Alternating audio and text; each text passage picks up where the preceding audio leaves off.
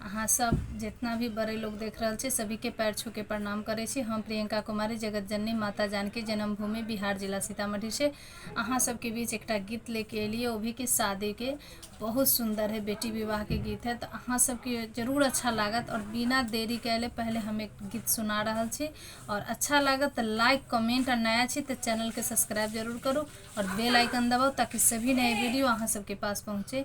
और एक गाना अहाँ सब जरूर सुनोगे। तो सोवत रहनी अम्मा जी के गोदिया, निदिया उचट गईले मोर जी।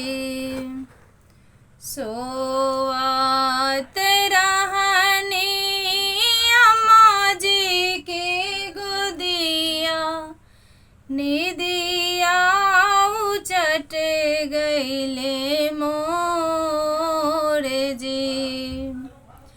के करा दुआरी बाबा बाजाना बाजे, के कर रचब बियाह हो। के करा दुआरी बाबा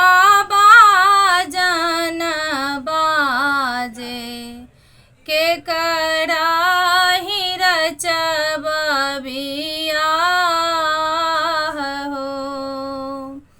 तू ही बेटी आउर, तू ही बेटी बाउर, तू ही बेटी चतुरी से आन हो।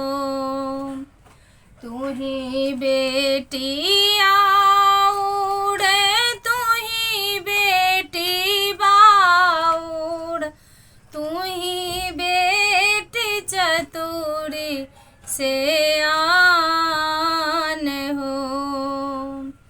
अपने दुआरी बेटी बाजाना बाजे, तोहरा ही होए बियाह हो। अपने दुआरी बेटी बाजाना बाजे, तोहरा ही होए बियाह हो। तो अहाँ सबके केहन लागल हो कमेंट जरूर करो और शेयर करो और लाइक करो, चैनल के सब्सक्राइब करो। जय माता।